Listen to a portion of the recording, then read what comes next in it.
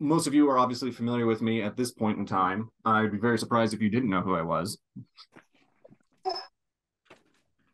I know, everybody's shock and awe. So my name is Andrews. I'm the Hierophant in the Church of Witchcraft, and that's, just helping keep everything on the rails more than anything else. In general, I'm a celestial witch, so that means essentially astrology on steroids is the main gig that I do. So a lot of the planetary magic that you'll see in Solomonic magic, and you will also be talking about some of that. You'll hear some of the reoccurring themes within that too. Also, thank you to anybody who's watching this in the future, whatever platform that's on, whether it's YouTube, something on the internet. We're glad that you're here to watch and all those things. And also thank you to everybody who's here tonight in the chat as well. As usual, I'm sure most of you are also familiar with this, that it's open. So if there's something that you want to say, there's a raise hand button somewhere, and I'll try to get to you guys and try to touch on that. If you guys have questions or you have input, feel free to jump in on that, because I want this to be more collaborative than just lecturing at you for, an hour. Any questions on that? Nope. Nope. Cool. So today we're going to be talking about wand lore. I debated about how I wanted to phrase this, because I could just say wands, but wand lore is incorporating all of the lore that's behind it, the theories, the practices from various modalities, and you'll hear some of these words as well. I may be defining them. You may already know what they are, but it's to help people who are watching this. Modalities are just a type of witchcraft, and that could take a variety of different forms, and we will touch on some of those aspects of different modalities and their usage of wands too. So wand lore comprises a lot of different modalities in general. There's a lot of different wand users for different reasons. They use different correspondences, and so there's different ways you can approach wand usage overall. So in mine, Drake already showed some of theirs, but this is the one that I use primarily, and it's probably going to be a lot easier to see on the recording of this. But I use this, and I did 3 Cs with this specifically on the eclipse, and I've done it on every eclipse since then to cleanse, charge, and consecrate. I'm changing that order just so that it makes more sense. And 3 Cs are also talked about in other videos, in other sermons, and also they're often considered, and you'll see them called out in different books, and that it's pretty easy to understand what those are.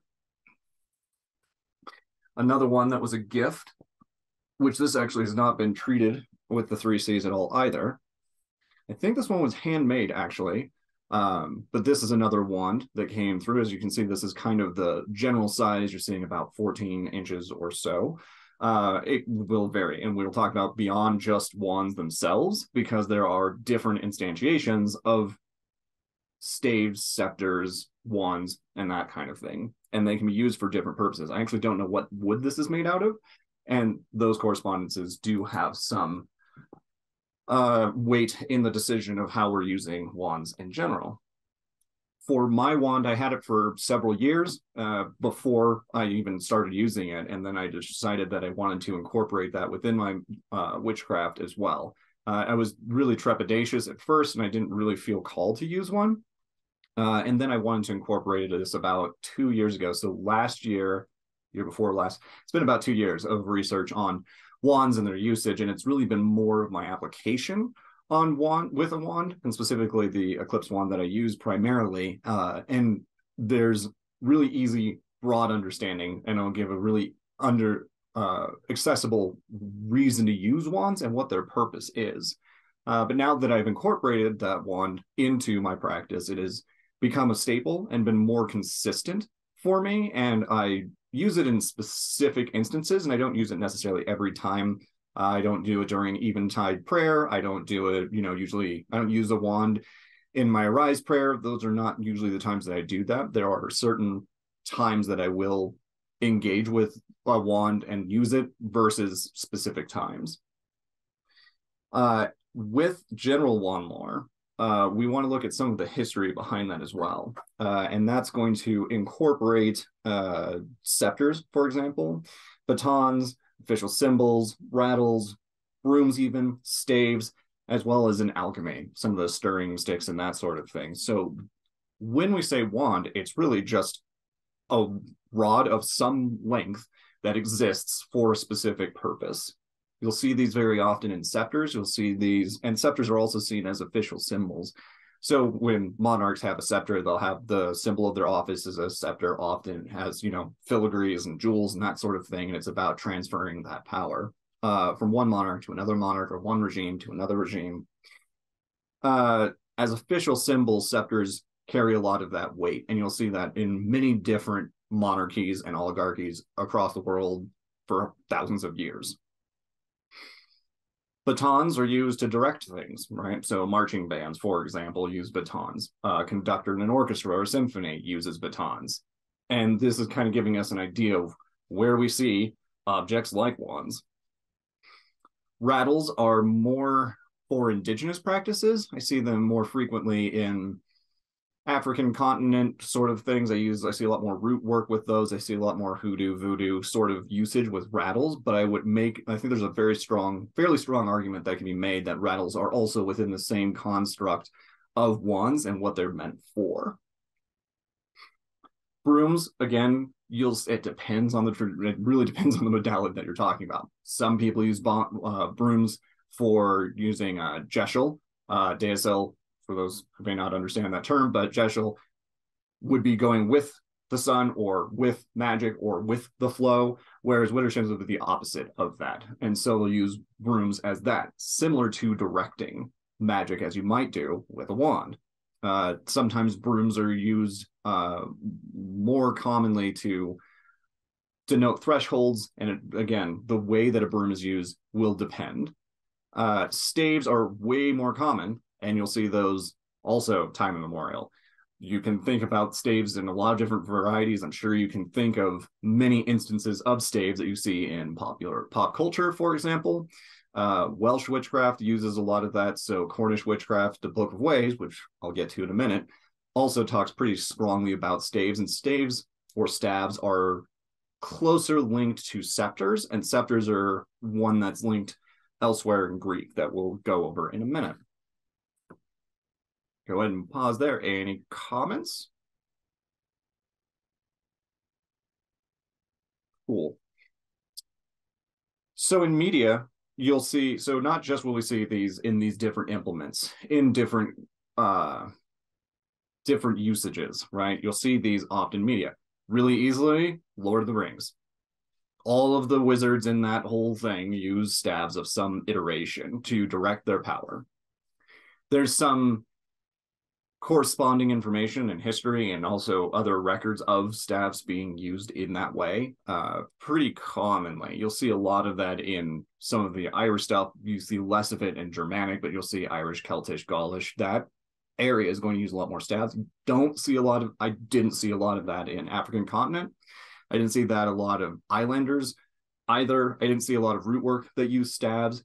It really seems to me that it comes more from British Isles kind of area in that aspect. You're not going to see that also. I didn't see that in Native American stuff. I wasn't seeing that in South American. None of that really comprised any of the staff usage. In movies, there's a billion different iterations of staves. You can obviously think of any number of different varieties. In television, they're also rampant as well. Wands in general are very common to these things. You'll also see this in works of fiction. So you'll see them in fairy tales, in multiple cultures. You'll see different usages of wands. In legends and lore, you'll see that. We'll talk a little bit about Odysseus and Hermes as well. And then commonly in fairy tales. So my personal approach when I'm looking at where I used to wonder several years ago, my question for just as I was exploring had to do with where do you find magic? Where do you find spells? Where does this information come from? Initially, a lot of my information came from fairy tales. That's the things that we passed down, the stories that were the easiest to transfer from one person to another person that had ethics, morals, and values that were easily passed down. And so I looked towards our fairy tales and I looked towards legends, and that's where I started looking first. And then I started looking at the anthropological side, so looking at social sciences, looking at where cultures are using that and specific examples of that. So in fairy tales, there are a number of wands, staves, and so forth that you'll see. Arthurian legend is another one that's pretty obvious that you'll see a lot of. Merlin with his wand. You'll also see, why is this gave me Morgana, Morgan Le Fay, for example. You'll see wands in there too. Now we get into more what you could argue. I have some distinctions with this. I really do work on a common narrative, and things can get a little tricky when you do that. I'm going to use the word paganism here, and paganism is to be understood as essentially a branch of nature-based faith, basically. And that could take a lot of different forms. So when I say pagan, that's what I'm referring to. And there's an infinitude of options of what paganism could comprise or may include as well. In most of paganism, and I would say that it is a modern contemporary term to say pagan, because I think that it is easier to lump and categorize things in a modern era to get us a better idea so that we can talk about it in a more meaningful critique sort of way. And also by critique, I just mean a revision or a understanding of the thing, not necessarily a negative, just a looking at what the details are. So in contemporary paganism, the primary function that I see wands serve is that they are essentially for energy work. That's pretty much the end all be all of what a wand does. So in energy work, I'll look at different examples. I picked some of the major branches that are pretty accessible that you can get some more information on, but energy work is the primary driver of wand usage. Different witchcraft modalities, like I said, will use wands in different ways, different meanings with different correspondences, and have different rituals around wands and how they get constant, how the 3 C's occur. Different regions will have that. As I've said during this kind of introduction part, that different regions will use them differently. You won't see stabs a lot in Native American and an African continent, but you'll see a lot more rattles. You'll see a lot more divining rods and that sort of thing versus a wand versus a staff. You'll see more staves in the Celtic, Gaulish, Germanic stuff. You'll see a lot more of that there. So regions are going to be very dependent upon what you're doing, why you're using it, and what wands or energy directors will do. So if you want to implant the word wand with energy conductor, that will also help. And by conductor, I just mean that we are passing energy to and or from a specific target, from target 1 to target 2, whatever that is, and you're doing some sort of energy conduction with a tool of some kind. Materials come into play with this as well, and there's a lot of research about those things, and wands come in basically every material that you could possibly think of. Most commonly, I see wood is the easier conductor. It depends, again, also on modality. All of this is going to depend on that. Wood is going to be more common within nature-based faiths when you're talking things like Druidry, Wicca, Dianic Gardnerian. Those things are going to use a lot more of that nature-derived wood material. Versus alchemy, where you aren't going to see as much nature stuff, but you'll see things like copper, gold, silver wands being used, and they're used in the operations within alchemy. Also, they're used pretty commonly as conductors just in general science. Stone is sometimes used, not often talked about. Staves generally don't come in metal. They're usually wood of some kind.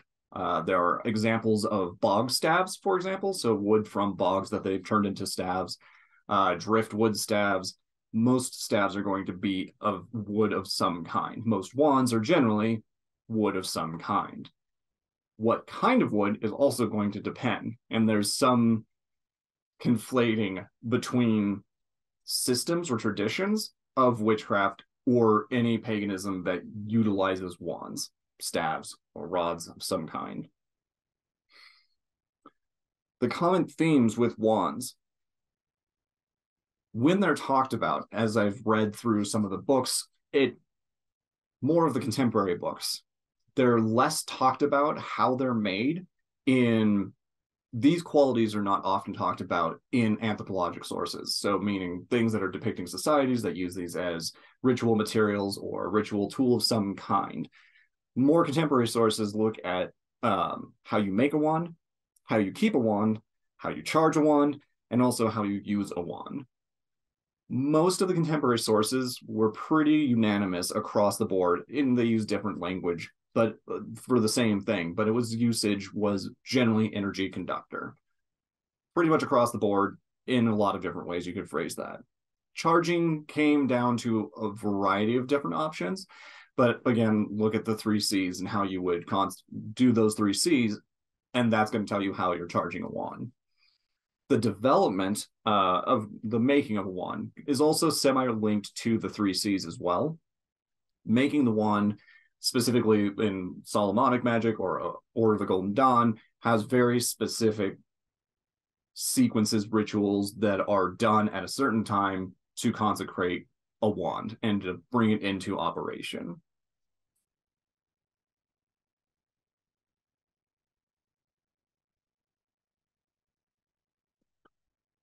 Any questions so far?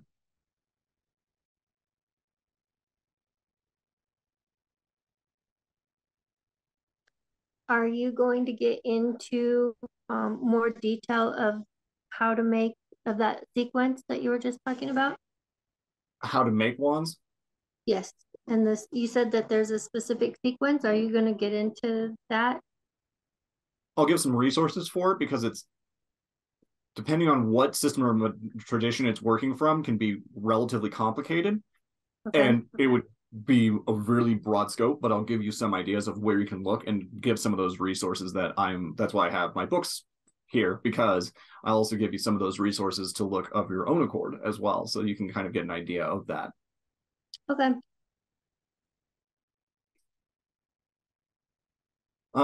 With that said, Wandlore and modalities. In Wicca, there wasn't a lot. They speak of them. There are passages about them in, Chumley, in can't even remember the name, Buckland, Gardner, all those traditions from Wicca. They have information about them, but it's fairly brief. Most of the time across those, it's about center channeling. So it's channeling within an altar space. So if you have a coven, for example, in a Wiccan group, most often they'll have a high priest, high priestess. They're in the center. After they've raised the circle, they'll bring in their, the coven members, part of that are on the outer ring. And then the outer ring is going to do something that has to do with a ecstatic state, whether that's ritual dance, it could be ritual drumming, it could be a lot of different ways to raise an ecstatic state, which is beyond the scope of this. But that energy is being raised by the coven members, directed towards the center altar, center channeling, and then the high priest, high priestess are then channeling that energy for working of some kind, whether it's again starting from target A to target B. It's going from somewhere to somewhere. And so you'll see that across Wiccan a lot. It's also about directing energy. So directing energy is going to be in a certain way. It doesn't necessarily have to be from person to person. That's why I just gave it a nebulous target A to target B, right? It could be from self to an object, like in the terms of charming something or enchanting something. That'd be from self to object or area. Directing could be from person to person. Directing could be from self to manifestation, right? So if you're doing something like spell work, so that same directing. And this is more in support of why I'm saying that there's energy transfer from target A to target B. And that's pretty common across most any wand user or directing staff light rod object. Projecting is a word that you'll also hear fairly consistently. And we have one person that has joined.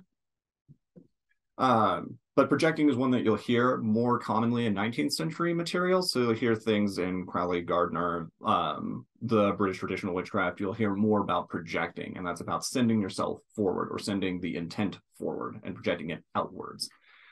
And again, that also comes into play within Wicca, that they're doing the 3 C's with this, and that's that cleanse, consecrate, cleanse, charge, consecrate. Very briefly, cleansing, make something clean, and then when you're charging something, imbuing energy into it, and then it's by those two acts causes a consecration, meaning a holy tool or implement of some kind. It can be done with a lot of objects, but in the context of this conversation, it's about the wands and doing the 3 C's with that. Druidry. I liked this one, and it came from Alferian Gwydion MacLear. I'll show you a book image in just a second for that. The quote that he made was, "A wand points power and goes forth." That's what it does. Pretty much across the board, it points your power, and then it goes forth. You're executing something. Obviously, this is going to get into the very obvious connection that tends to be a priapic or phallic symbol, and it's about that creation, projecting energy into the world. I'm not going to go really far into feminist critique and theory from Simone de Beauvoir, who spoke of what the male and female roles are within a gender construct. Some systems are very gendered, so they have a very clear duality between male and female. Some have more polarity. Some just throw out the whole book and they throw out the whole gender concept in the first place at all. But druids are going to have something that it will be a wand that it has like a pine cone on the tip, for example. Some wands are tipped with crystals and they are a directing energy for a specific purpose. In druidry, there's going to be a tendency to use wands for different holy days. So you may have 1 wand or 2 wands or 8 wands or 12 wands. There's no real specific number. Personally, I have 1 wand that I use, and that's all that I'm using. But that's also my own particular style. A lot of covens, groves, groups that are practicing may have multiple wands for different purposes at different junctures for different operations within the season. So you might have a Samhain wand. You might have a Beltane wand. You may have different wands for different purposes. Some people just have the one that they use. A coven may only have 1 wand and then share that with only the high priest, high priestess. It depends on the approach. There's no universal rhyme or reason to how many wands and who's using it. Within the Welsh witchcraft, there are 2 specific points to this. So the Cornish Book of Ways by Jim McGarry, which I'm pretty sure is going to be a little bit larger on the video recording. This one speaks really in depth, and this one will talk more about staffs, but does talk about 2 specific concepts of wands, and they are known as the blasting wand or the hook wand. The blasting wand is made out of blackthorn usually, and that wand is used to destroy, and that projection is to eliminate or destroy or destruct some sort of construct outside of the person. The hook wand is about drawing in. So they have 2 very different operations. Again, we're seeing 2 wands. You're seeing, but that same duality, that polarity between circumstances and what magical operations you are implementing, basically. In their staffs, I actually have to look at this because I don't have it totally memorized. They talk about 4. There we go. The 4 essential roads that they're talking about. So their staff is meant to drive direction. It's about maintaining the snake ways. As far as I can tell, what they mean by snake ways are the energetic ley lines that are working, that they are detecting with a staff, and they are using 4 different roads, and those roads are usually corresponding to the cardinal directions. Basically, those 4 are snake, hare, toad, and crow. So some of the rites that are done within Cornish witchcraft specifically are going to use the staff to detect something based on the operation on one of those roads. If you want more information on that, again, this one is going to be the best source that I've found for Cornish witchcraft that has gone into great detail about staves, rods, wands, and how they're used and why. In that modality specifically, not necessarily in every modality. It's not a generalized book. I also can show you an example. Let's see here what will happen.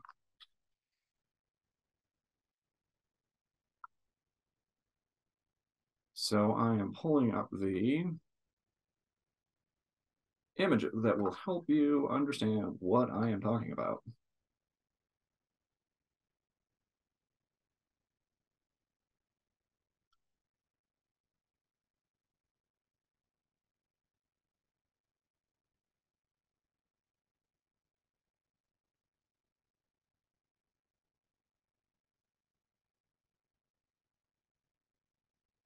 That makes it really small. Can everybody see that? Yeah. Cool. So this is a blackthorn wand, and this would be an example of a blasting wand specifically from Cornish witchcraft.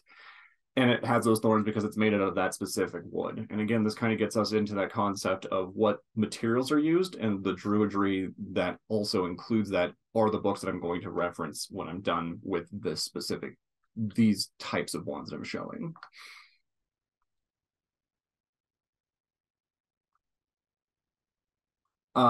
So look into the Jim McGarry book and you'll find some more stuff on how Cornish witchcraft employs staffs, rods, and wands. Solomonic magic is where I think the majority of our information comes from wands, our theories, our ideas about wands. Does anybody have any concepts about wands, or what the treatment is, or the behavior around wands is? If I need to make that more clear, I can help. Just as like a general thing, or I guess what's the... How do you treat wands? What kind of information do you have about them? I mean, I don't really have much information about it. I mean, I got my wand from my front yard when I was 14 and haven't really explored anything else other than that. I don't really, I think it's kind of similar to you, where I use it for, it's not in my everyday practice. It's usually for more ritualistic magic. I treat it with respect, if that's what you're referencing to. Right. But yeah, have it. I mean, I have it on my altar at all times. I don't put it away. But I don't know. Like, I haven't like charged it. I haven't done any like those specific like 3Cs with it ever. I don't know. I kind of forget that that's like that also like that's still a tool, and you can still do that with wands as well. That's definitely something I probably should get better at, or at the very least, I probably should just get another wand since I've had it for like 18 years. Right. Are there any specific, and this is to everybody, is there any specific taboos or things that should be done with wands or shouldn't be done with wands?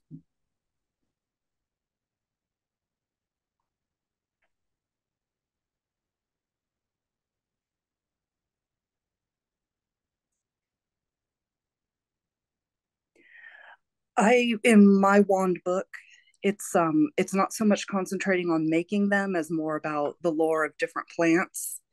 But that particular book says if you use a wand for cursing, you should only use that wand for cursing. Kind of like the whole concept of having a blasting wand and then something more gentle. Right. I can say my experience has been very much following what you were reading about, the more Celtic and Welsh. Like in my Druid Grove, most of us have a wand, but we generally use that for individual practice. Like my wands, they stay on my altar. With a group ritual, we tend to use our staves. Right. Some people have taboos about someone else touching your wand because it's such a personal tool. That I understand. I usually will let people borrow my stuff, but if I don't know you really well, yeah, you're not touching my wands. I feel like even if I knew someone well, like I still wouldn't have them do magic with my wand. Like, I mean, I don't really know. I haven't really had that, situation rise at all. So I'd be like, oh, hey, can I borrow your wand for a thing? And be like, no, like that's so weird. But I feel like it'd be the same thing as like borrowing someone's toothbrush. Like that's just not something that you share. Like tools like that, I don't think I would be able to just lend it out. That's even the idea of doing it is so weird.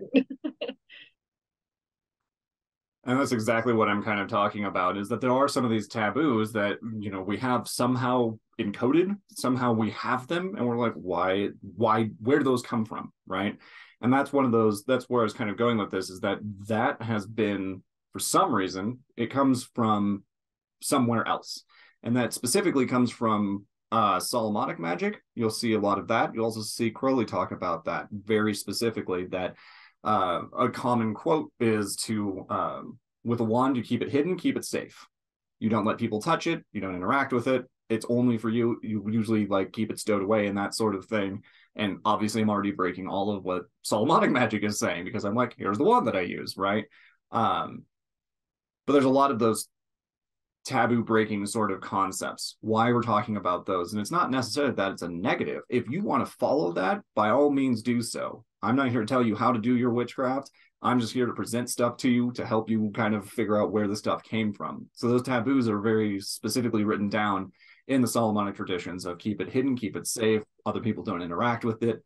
When we talk more about OTG, or at least when considering Order of the Golden Dawn, there's specific wands for specific ranks. And within those ranks, they will have a specific wand for that specific person, and they're not used. It will often stay with the group or the lodge or whatever the chapter that you're dealing with, and they will be used for that rank and then transferred and passed down from witch to witch. This is important because it's another concept that I see very commonly in Wicca books, that a wand is passed down from one witch to another witch. And of course, that harkens back to Order of the Golden Dawn, where it's passed down from one station, so one rank at like one adept to another adept, and it's passed down as a official symbol, like we talked about before at the beginning of this, that we're passing down this rank insignia from there forward. There was some competing information, though, even within Order of the Golden Dawn and Solomonic sources, about making your own wand, and there's very specific routes to do so. There's some debate about the term virgin wood, for example. They're not sure, or it's not exactly clear whether or not that's from a, if it's a sapling branch or if it's from wood that's never been used by anything. And there's some debate about that specifically. So even in those texts, they are bringing up the concept that you should be making your own wand or creating your own wand by your own hand. And yet they have station wands that they're transferred from one position to another position as the lineage continues. Again, there's a lot of this incongruency within it, and it's really the determination up to you. If you want to pass your wand down, maybe that's a moving gesture, right? If somebody steps down from leading the coven and they've been there for years and they decide to pass down the wand as a symbol of station, by all means. If they just want to keep it, that's fine. It really is going to be a very unique choice. In Solomonic magic, did somebody have something? Yes, I had a question. Yeah. Passing down the wand from one station to the next or whatever, do you think that would be more of like, this is the coven wand and this is the coven wand that we use for rituals, and that's why I'm passing this down to the next adept, versus like your own personal one? Exactly. And that's what would make sense to me in the Solomonic chapters, when you have a high-ranked official that has a specific wand for their station, they step down, and then the next person comes up, has done all the rites, and is like, I'm going to take this role, and they're passing it down, and they're passing that lineage on.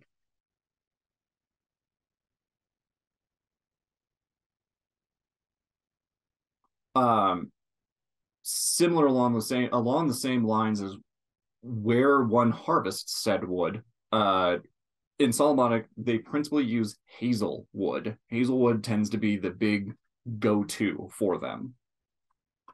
Let me check my images here. Yeah, right on cue. All right, so this is going to be another example of some of the Solomonic wand as well. So this is a wand that looks very similar to a stang, besom and stang, right? Besom, broom, stang. Anyways, this is another directing, intaking, input, output, right? It's a conduit, channeling from one section to another. This is from another Solomonic practitioner that I know that made this wand, and it looks to be also hazel, if I'm correct, but I would need to ask them. You can also see that there's a tip here in metal as well. Another energy conduit that's more or less easy to transfer from one place to another. Another uncommon wand is this one, and has to do with juniper. It was a specific operation for this individual. It's not described in any specific practice, and it's not outlined, but this is one example of sigil work mixed in with wand work, mixed in with natural work too.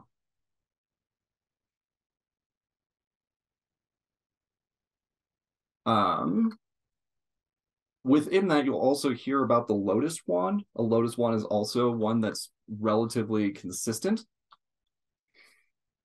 I guess I'll just kind of into the Greek stuff. Lotus wand is the basic operations for the Order of the Golden Dawn. That comes from Israel Regardie's 7th edition, Order of the Golden Dawn, the big black brick that I've talked about before and shown before. You can find operations of how the lotus wand works specifically and how the whole situation works and what setup you need and what sequence you need, and all of that is laid out in there for the lotus wand specifically. Elements of Solomonic magic are obviously in Order of the Golden Dawn. Those two then, since Thelema is then an extension from OTG, it's also an extension of Solomonic. So you'll see very similar practices from Solomonic and OTG within Thelemic practices as well. And they have more wands that we would talk about, but I'm not going to go greatly into depth, but they're going to harken back to those two specific areas within Solomonic magic as well as the Order of the Golden Dawn. The keys of Solomon, just as a side note, those are what I'm referencing. So the Solomonic keys are the ones that you're going to be looking for. There's 5 or 6 books. I always forget the exact number, but there are older texts. I think they're 18th century. Don't quote me on that, but I'm pretty sure it's 18th century. You can find information laid out on how Solomonic magic creates wands, and you'll see a very clear genealogical history or connection to from Solomonic magic through to OTG through to Thelema. And again, all of this is, copy paste. People borrowed information, transferred information, didn't credit where it came from, but there are echoes of these, and you can kind of work backwards and find out kind of where it came from. Before Solomonic, it really goes more into scepters, in my opinion. I couldn't find a whole bunch of information. I will get there, but I couldn't find a really strong connection between an ancient practice and Solomonic. There's like a gap somewhere in there, and we can reason that forever. What I did like, however, in the Solomonic is this quote from Crowley. "The wand is merely a conventional expression of the will," echoing back to that first one where the Druidry says it points power and goes forth. Seeing that same genealogical connection between, that same historical connection between those two, right? So in the Solomonic and Crowley's Order of the Golden Dawn, the wand is merely a conventional expression of the will. It's the physical manifestation. It is the visual representation. It helps people move energy around. It helps give them something to connect to. I need to speed this up slightly, but we're almost there. We're going to go to Greece next. This is where I see a lot more of the information. That's the closest connection that I could find to this. Let me see here. Yep, we'll go through there. So there are 2 aspects that I'll speak about with Hermes Trismegistus, as well as Hermes Chthonius. They are one and the same thing. Chthonius and Trismegistus, those 2 are different aspects of the same god or same deity or entity. And this one is Hermes Chthonius, this guy right here. You notice he's holding a gold scepter. Again, this is the same concept that I was talking about before. So with the wands are just a shortened version of the same thing. He's also using it in an upright position. He's pushing it out towards and presenting. It's a connection between, and the reason this is important is because Hermes is a messenger between the living and the dead. He's a psychopomp, right? There's a conversation that's going on there that he is transmitting messages and information. He's one of the few entities in this lore that is able to transfer between realms. And that's why this is pointed upwards. It's not pointed forwards. He's not casting towards them. He's connecting the realms of the dead and the living, which is why that is a very specifically important reason why he's holding it in that manner. Hermes also talked about, this is the golden wand, and yes, there's also caduceus. We'll talk about that in just a second. But this is basically Hermes is a shepherd of death. He's lulling people asleep as well as bringing them back awake. So there is a connection to some of the neuromantic magic that's going on. So dream magic, dream-based magic, and this wand is a depiction of that in this artistic rendering. And you can see obviously the wailing and all the dead and all of this stuff within the realms of the dead, and he's connecting these two. So Hermes Chthonius. This is a really sexy picture of Hermes. And this one is showing, once my monitor comes back, because it wants to cut out.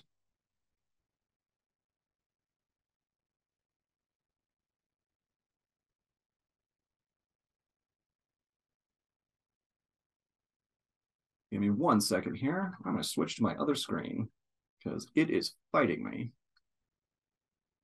Does anybody want to say anything about that? Because I can't see anybody's image or anything when I'm sharing from there.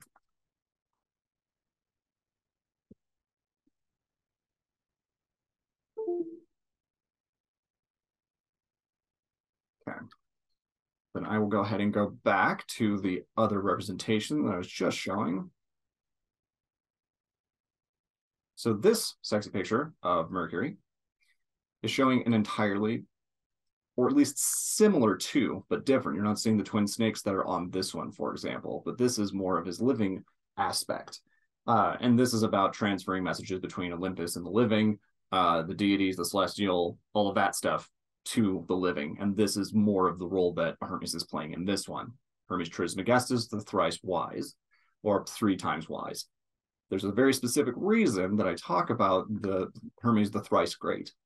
Hermes the thrice great should sound at least passingly familiar if you've ever looked at any of the Kybalion. So the Kybalion is talking about Hermetic philosophy, and it's talking about the connection between those things. And it comes from the name Hermes because he is the psychopomp that's connecting the living and the dead and does that, performs that function. It comes from something older, though, and is a Greek interpretation, or at least an evolution of... Does anybody have any guesses? Who might be precede him?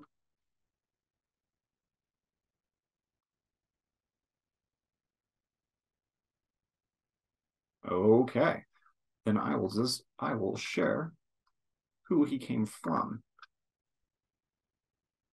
Anybody recognize this figure on the right?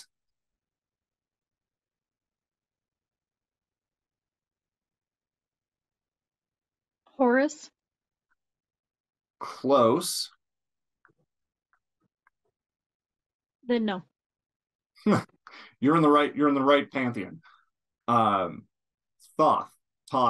It comes in a different variety, but you're seeing, and this is where I think this is pretty crucial.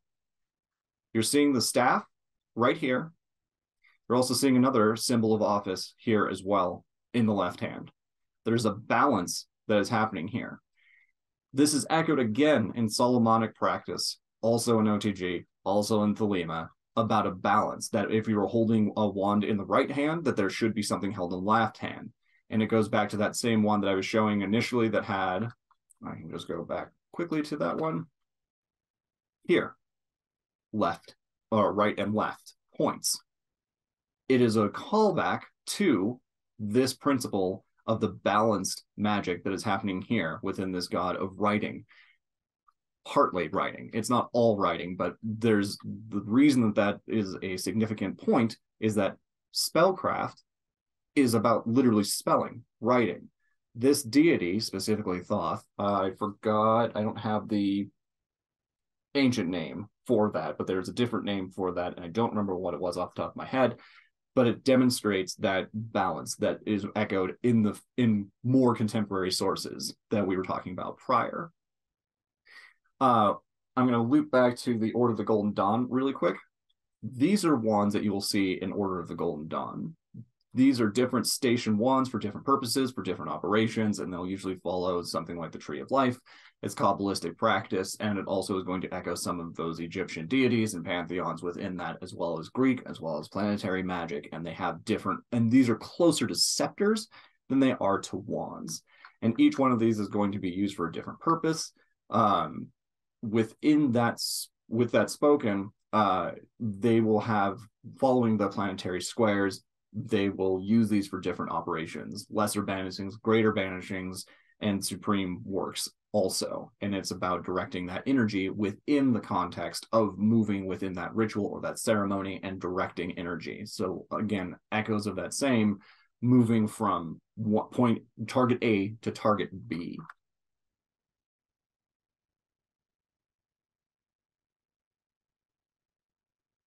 Any questions or comments so far?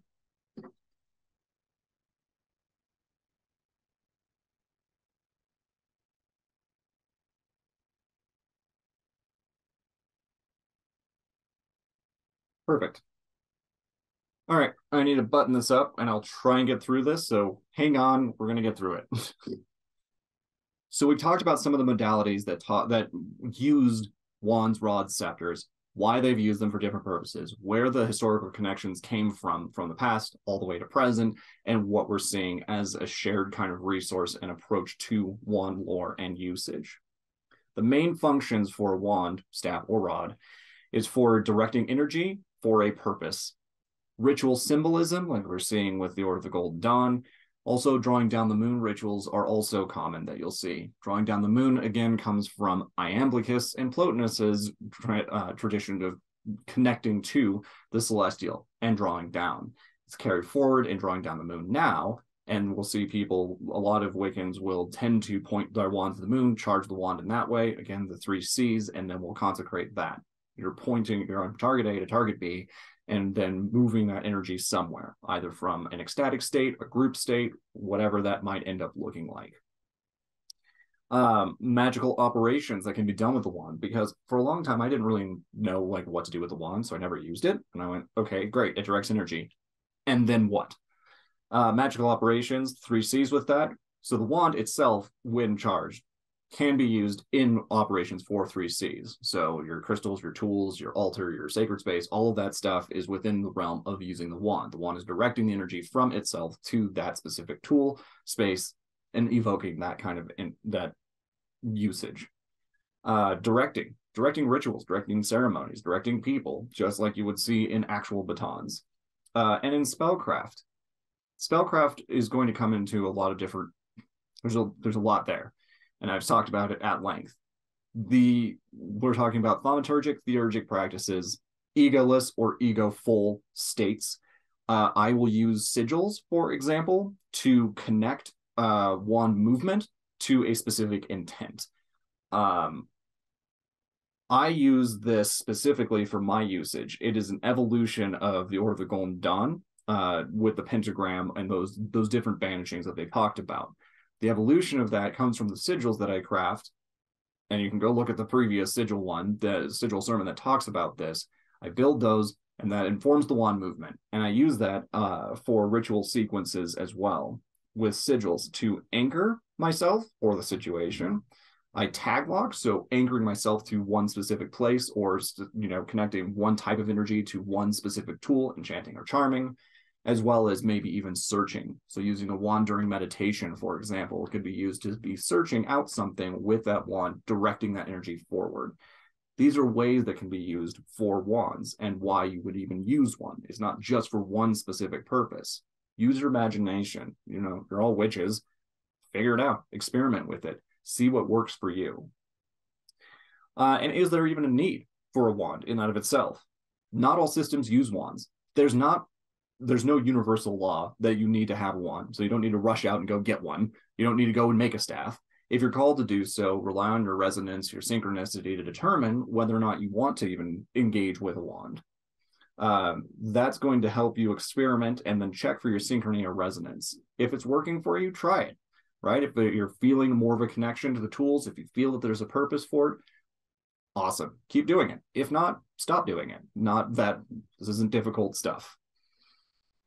So those are different approaches that you can take with why you would use a wand.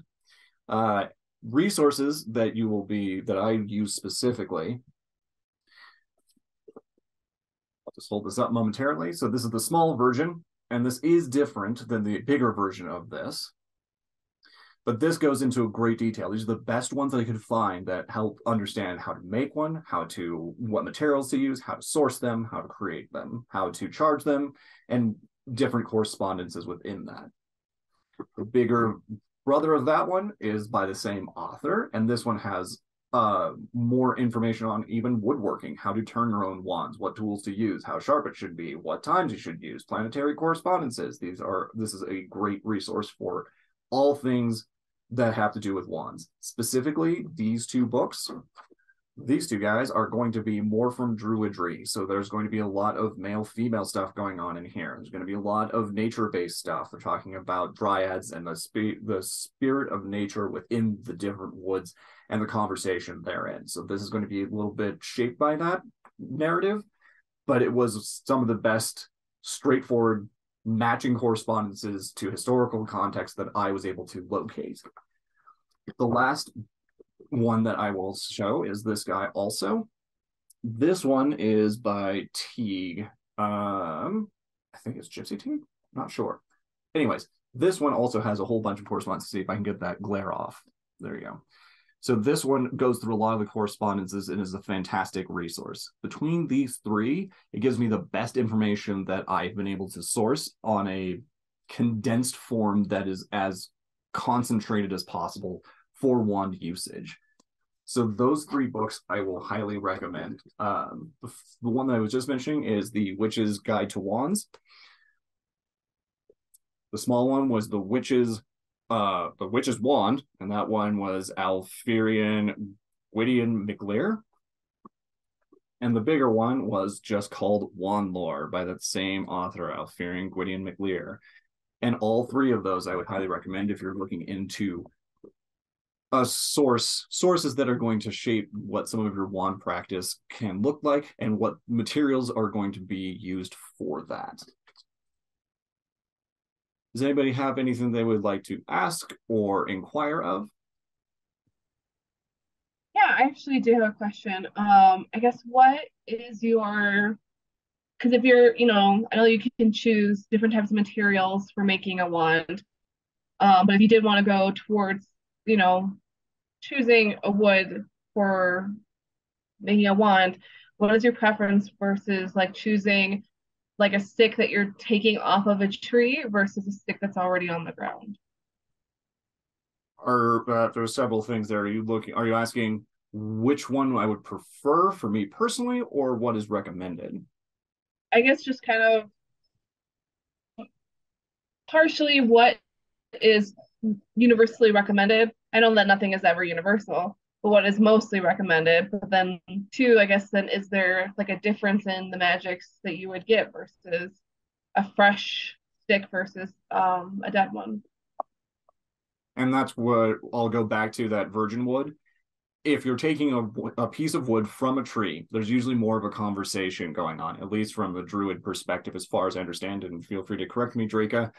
As far as I understand, there's more of a conversation. So there's going to be an ongoing, I'm going to get to know the tree. I'm going to, work around the tree. I'm going to do rituals around that specific tree and establish a relationship and rapport with that. And then I'm going to request from the tree, whatever that happens to be. They'll also very commonly use cherry, apple, and I think it was peach. Those three are pretty consistently seen, at least in a lot of the stuff that I was reading, those three types of wood. And then those are going to be that conversation after establishing that rapport and then harvesting from the tree at a specific time. And that's going to be all in that same book. And then versus dead wood is already dried out wood. And some systems or traditions think of them more as inert. They have no magic. There's no life in them. And that comes down to a lot of personal preference. And also the other conversation that would have to happen then too has to do with whether or not you should make it yourself or not, or whether or not you can buy it commercially or have somebody else make it. I think you can. I think that there is more of a connection if you're harvesting the wood yourself and going through that whole long, lengthy process of building a rapport with the tree and then harvesting from a live tree is going to take a lot longer, because once you harvest from the tree, you have to wait for the wood to dry out. And then after that, you're talking a year, 2 years for this to come to fruition from a living tree to a wand. And that's relatively unrealistic for us to achieve. There's plenty of wood that's out there that's been harvested. And are all of those dead things inert? I think that it has more to do with your 3Cs that are functioning for establishing a magical tool itself with previously harvested wood that's not done by yourself. Does that kind of explain? Yeah, generally. Sort of. Yeah. Yes, sir. It was perfect. I doubt that it's perfect. So establish your own preferences. I will tend to go with more like 1/2 inch in diameter for a wand myself. My specific wand that I'm having one commission, so I'm having somebody else do that, but it's by exacting specifications, and I'm not making it. But I do still think that there is, I mean, like, I didn't make these spheres behind me, right? Somebody else had to do that. I don't have the machine or the technology or the knowledge to do that. And I don't think that's necessary in every instance for your tools. If you're able to do that, awesome. If that feels like your path, make your own wand. You can absolutely do that. 1/2 inch in diameter is going to be the most common. You'll see in diameter wise, you'll see anywhere between 11 and 14 inches roughly in length. It's usually the length of your forearm, which is why it varies widely. An interesting thing that they do talk about in Wandlore, that specific book, they talk about wand cores from Harry Potter and that stuff, and that comes with a whole nexus of different political things that I'm not going to get into. But it does talk about imbuing a wand with astral creatures' leavings, basically. So feathers and that sort of thing, and then incorporating those into a wand from an astral projected state. So it can get pretty in-depth. And I think that if you're drawing something in from the astral plane into a wand, whether it's dead or a living object, it's really, I think that you're putting a significant amount of energy and effort into creating the wand itself. And it doesn't really matter if it's dead or off the tree or harvested from a living tree.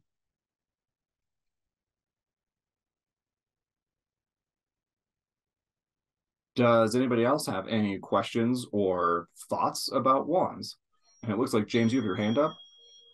I do. Can you hear me? Yeah. Okay, good. So my mind is kind of blown. One of the reasons I wanted to attend this sermon is because over the plethora of years that I've practiced, I've never really considered myself someone who has ever used or incorporated wands.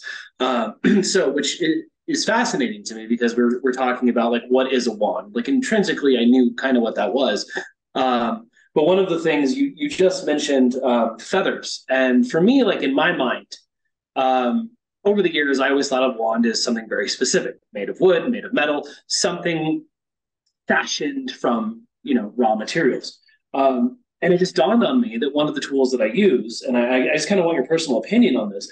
I guess this would be considered a wand, and I didn't realize that, but it's made out of seagull feathers. You can't really see it, but this is something that when I do ritual magic, I use to direct energy. I mean, would you consider that, based upon what you were saying? I mean, I would say this is a wand, right? Yeah, I mean, it's directing a target A to target B, and if it's made out of whatever it's made out of, I mean, also consider pens. What is that, right? Yeah. A pen goes from target A writing to target B. Is this not just a wand in that of itself? I think it really depends on your intent, right? And whether or not it's magical or not. So whenever for example,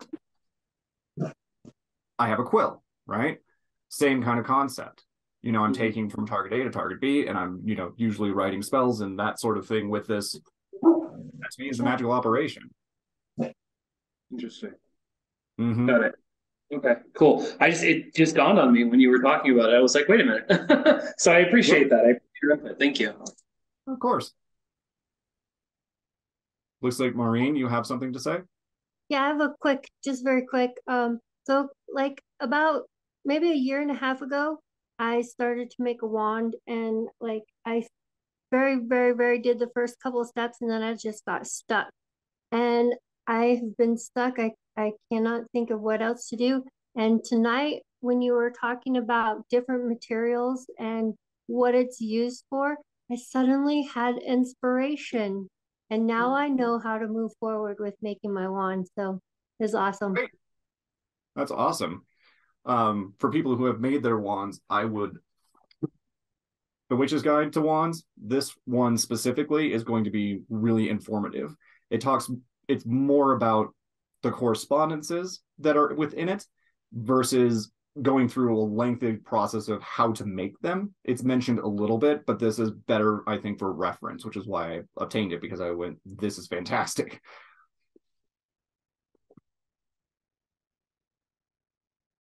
So go forth and make wands, or try them out, see how they work for you.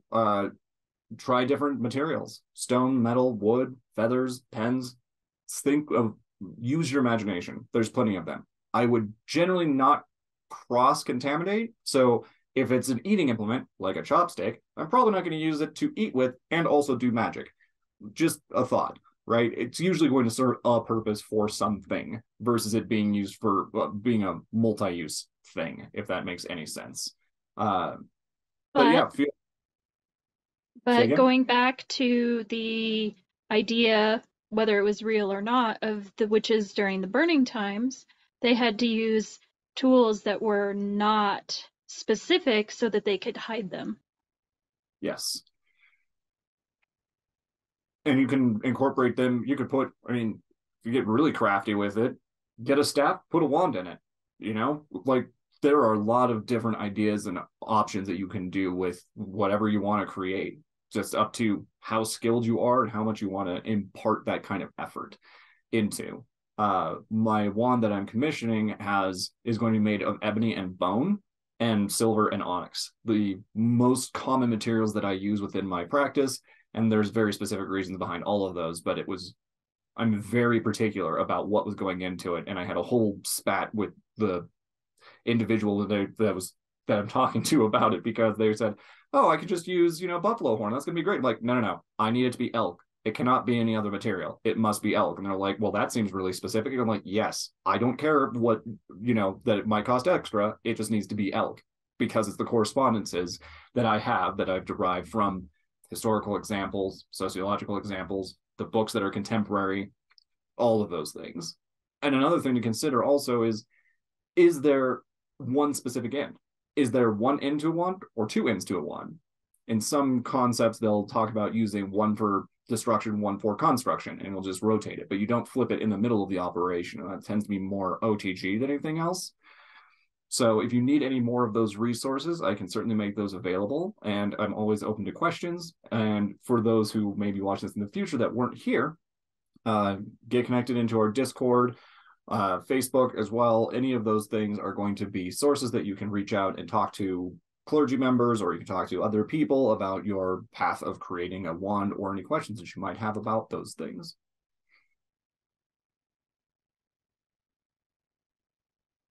Awesome. Thank you all for being here. I appreciate that. Please stay warm. There's a crazy snowstorm outside for those who are in the future. Everybody's trying to stay safe and hunker down so we don't end up getting in car accidents, right? We don't need to risk any of that. So stay warm, make some hot drinks to your preference, and consider some of this wand stuff as well. And like I said, if you have any questions, feel free to email the church too, is another option. And we'll talk to you or see you at the next one.